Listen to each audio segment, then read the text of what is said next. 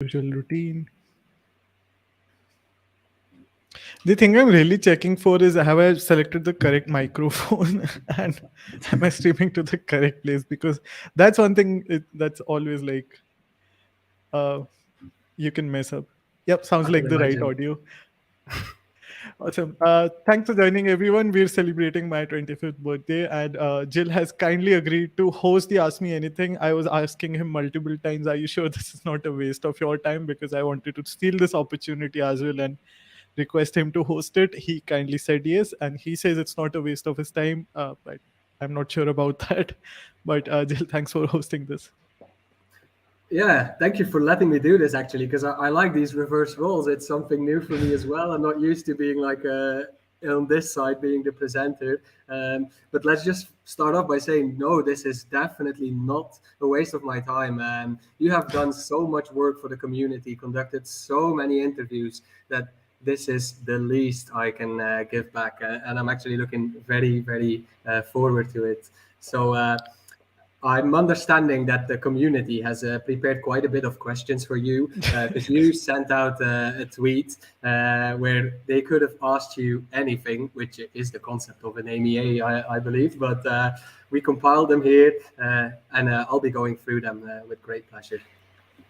No, So, thanks to you, and also it's I don't interview people; they're kind of to come on the show. It's again a small show, and many legends like yourself always share the insights. It's highly technical content. There are many better things people with your level of skills can do, but for some reason they're always kind enough to come here and share their insights. So it comes from a place of gratitude. And again, this is like I was on the fence about this live stream as well because it's kind of selfish and it's completely unrelated, but I'm just doing it it's anyways. not. I think it's nice for the community as well, and I think I've already taken a look. Many interesting questions in here, so it'll be an interesting episode, I'm sure of.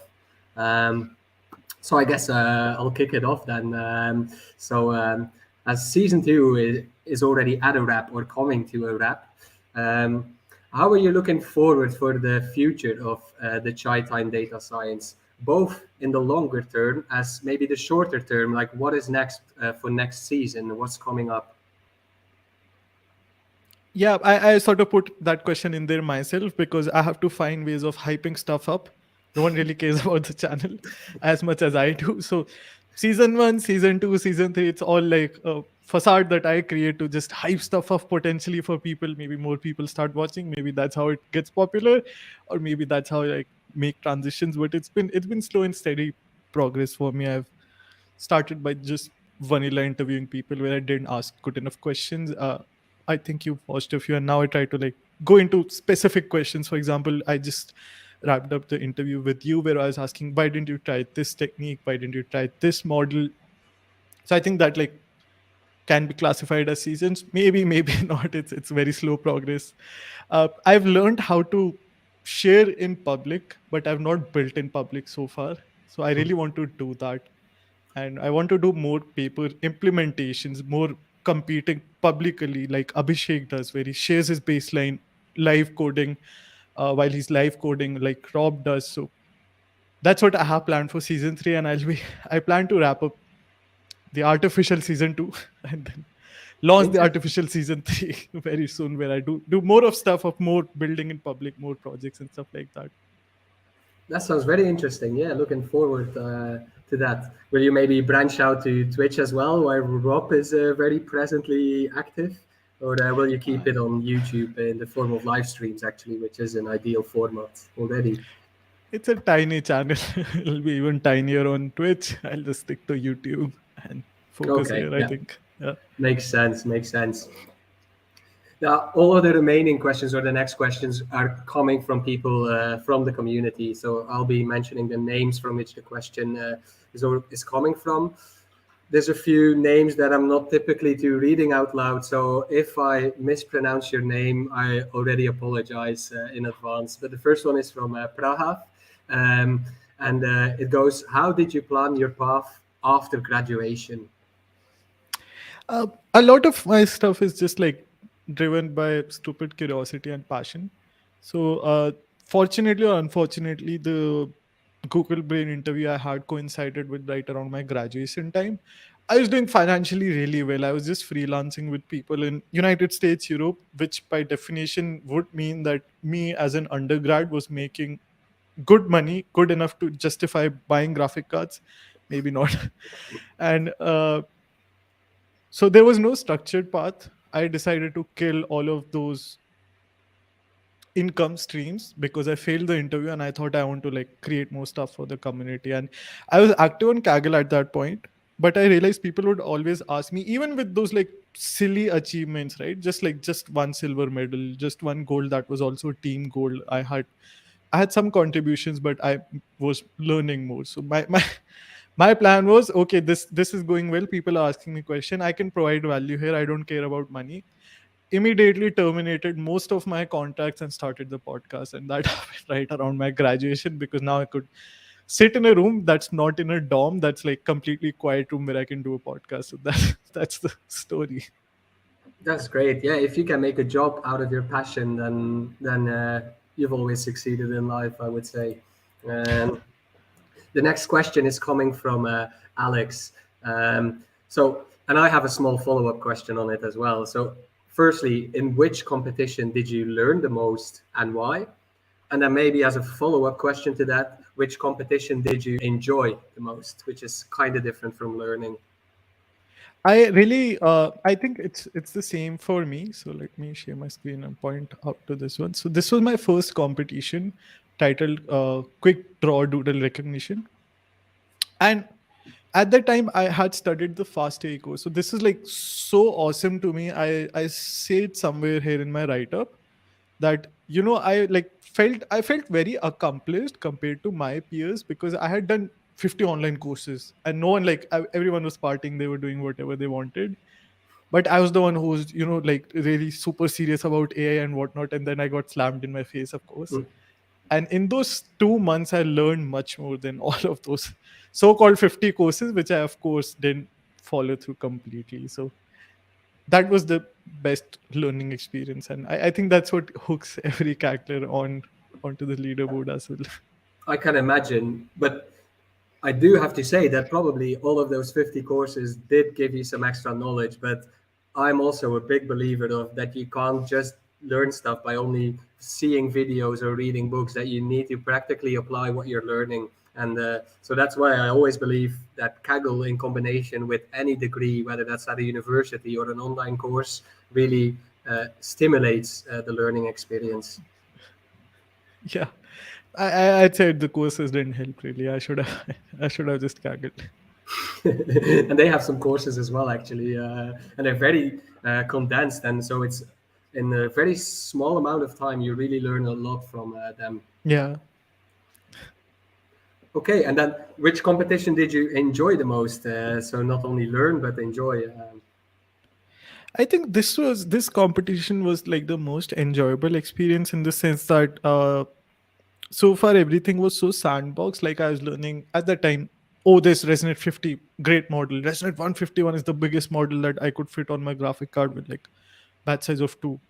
And then you get on the leaderboard and you start seeing all of these people, and they're like so far ahead of me, and they're like talking in terms I don't understand. Mm. And like no one around me could answer my questions, but then I asked them with like, I'm really scared. I asked them, hey, what does this mean? And then they tell me, and then I try that, and it just works somehow. So that's like, that was so fun to me that I could finally talk to really people that were much, much smarter, and they were giving me this info that actually worked. So that's Kaggle community I fully experience. agree with that. So indeed, there are many much more experienced people on the platform than myself as well, and I'm always amazed by how friendly they are to anyone and so grounded that they keep on being. So that's something I do appreciate a lot as well, definitely. Um, then yeah, maybe the next question. Since you are self-taught, are there any challenges associated with that, and what are some of those biggest challenges? Uh, I was thinking a lot about this, but I think it's mostly psychological, right? I've learned this, not to disrespect anyone, but especially in an environment like Kaggle, the more time you spend there, not to say that I've spent the most time there, of course not, But the more time you spend there, the more you learn. And then there's this like psychological barrier, uh, that maybe someone who's done a PhD would do better, maybe someone else would know better than I would. So I would say mostly psychological, that uh, instead of experimenting, there's just this fear of doing something instead of like just starting. I would just fear. Okay, yeah, I could get into that. That you indeed have the feeling that maybe because you didn't do a degree at university, which I don't agree with anyway, but that you're not able to score good in any competitions. It's indeed something I could get into. But then it's indeed a matter of switching the button or flipping the switch and just going for it. Heads first, dive into Yeah. it, and you'll learn indeed. Um, then there are some really, really good questions here coming up. When are you actually launching coffee time data science? That was just a one-time exception that Jeremy hijacked, and I wasn't allowed to say no there. So just one episode, probably the last. Okay, well, and then there's a follow up question. Who's your favorite coffee time interviewer? So this was by Jeremy, and he was trying to get me into trouble since Wade also asked this question. I've done many live streams with Wade. He's absolutely incredible. I actually He gave me a gift of a coffee box, and I Oh, told him wow. I couldn't bring it to India because customs wouldn't let you. It's powder for that reason. So I have the uh as like a emotional memory. I just brought back the empty bag that he had gifted me. So he's with It's unfortunate that it is empty, though. Maybe you could have been converted to the coffee side.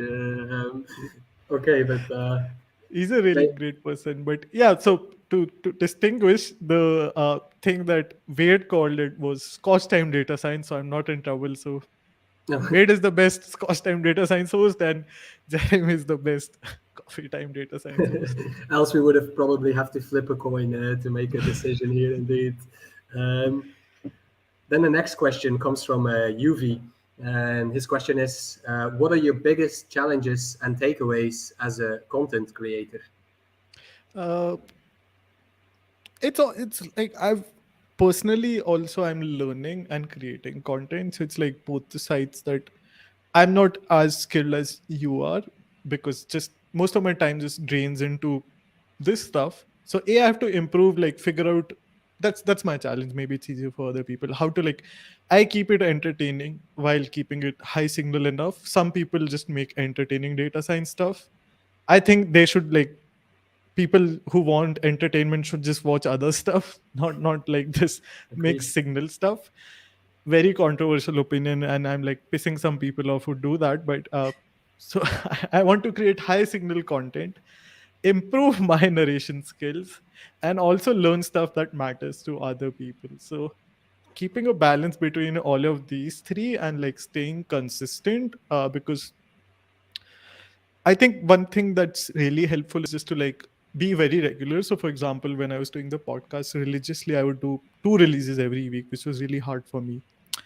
And now I try to do like one educational live stream a week as part of my job. So, balancing between all of these things among like other things is the main Mhm. challenge. I can imagine that's definitely a challenge.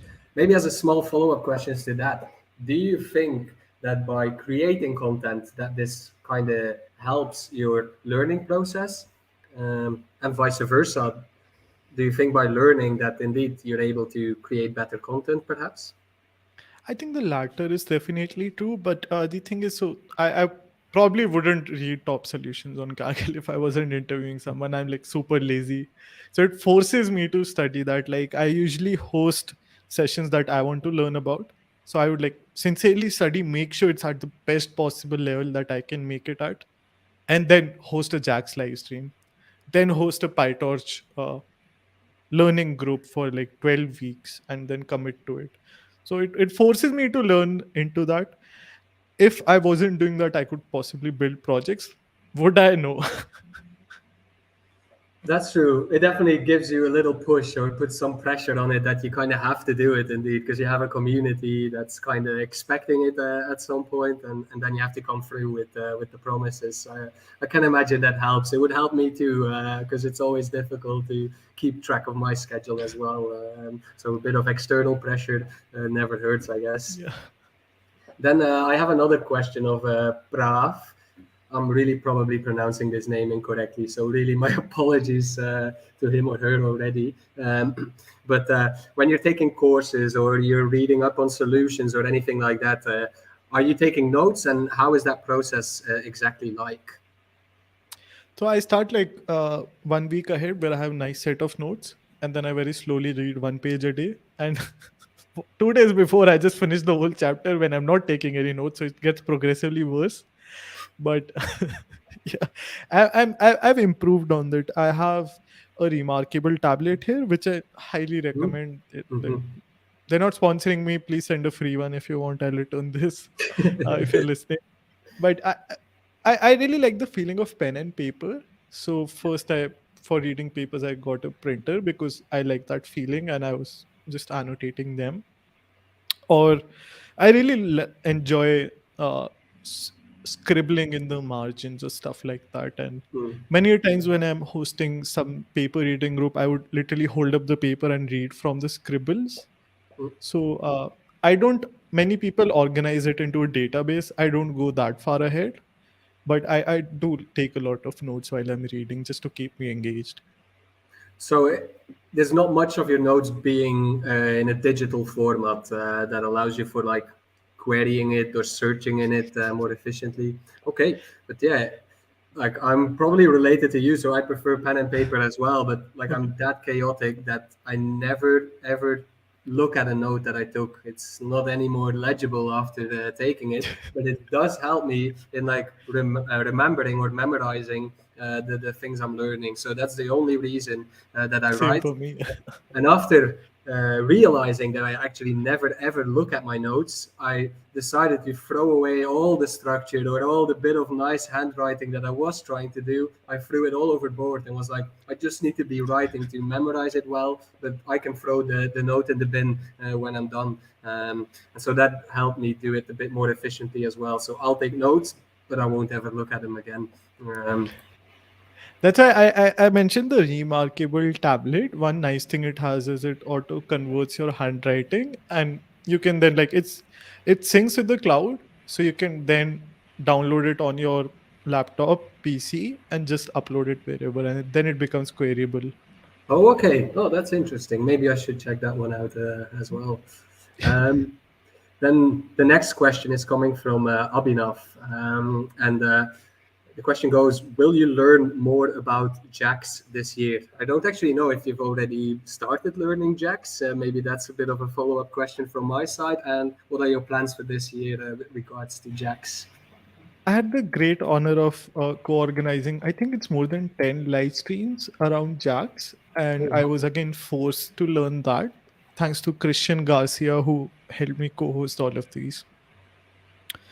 But that made me realize I'm like I suck at Jax, and I also suck at PyTorch. So I need to like pick one thing and just work on that. So I'll keep hosting the Jax live streams, but I want to like get better at first PyTorch and then go to Jax. Mm, okay, makes sense actually. Have Because you I played reckon around with Jax?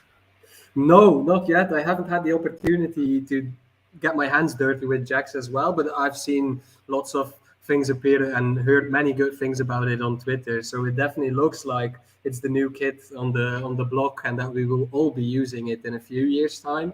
But on the other hand, I don't think the technology is matured enough already today. There's not enough like plug and play frameworks like TensorFlow or Torch yet available, as to say, which is why I'm still waiting a little bit. But I'm certain that I will need to start learning it in the nearby future.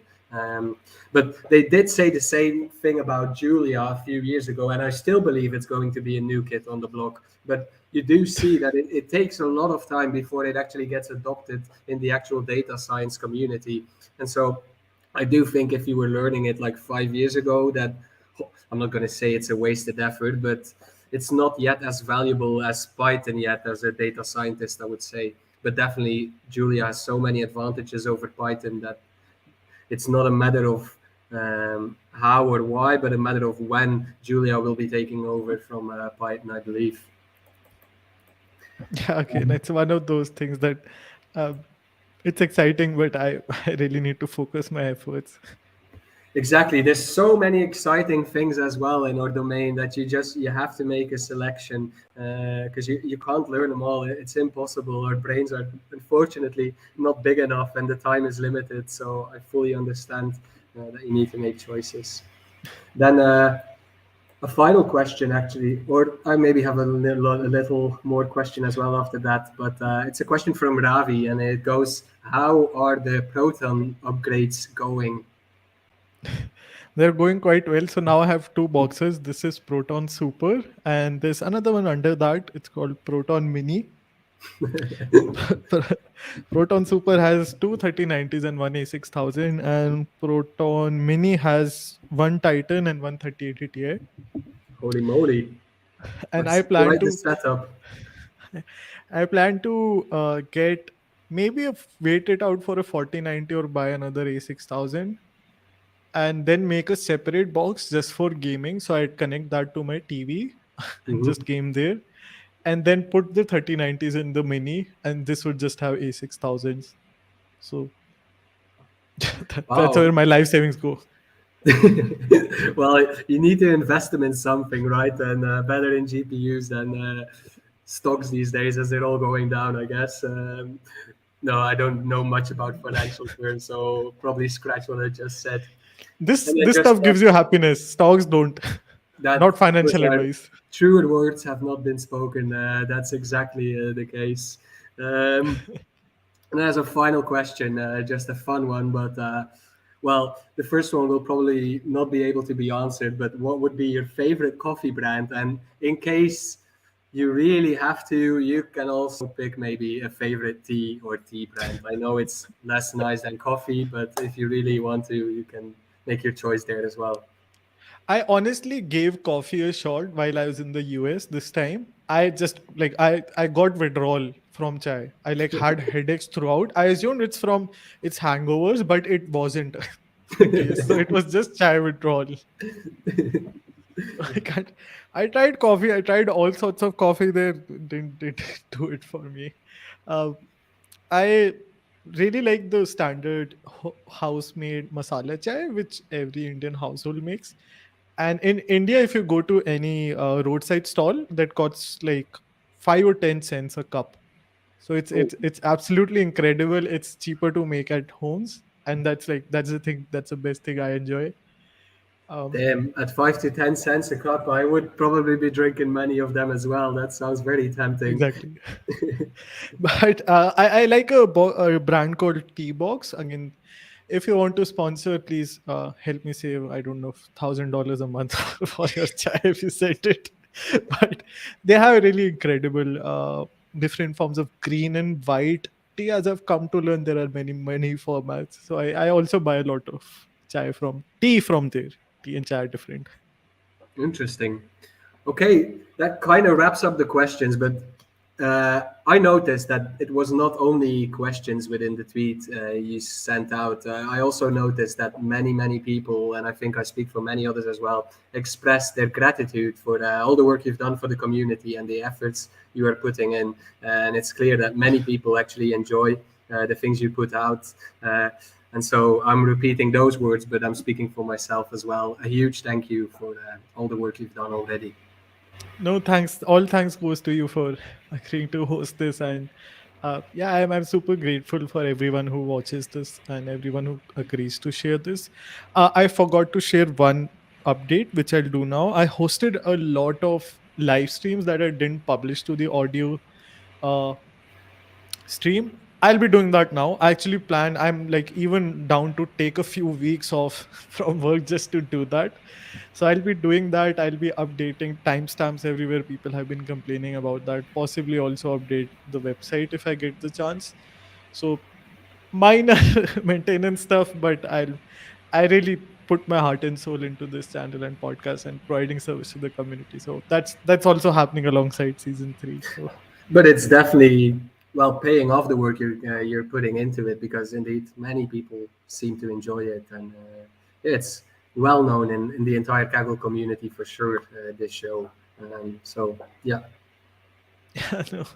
Yeah, I'm just grateful to everyone. People have also been wishing me in the chat. So thanks to everyone who joined live, and thanks again to you for hosting this. Was my pleasure. Like I said, it was actually really fun to reverse the roles for once. So I did it with great pleasure. Thank you. I'll end the live stream. Thanks for watching, everyone, and thanks for the questions.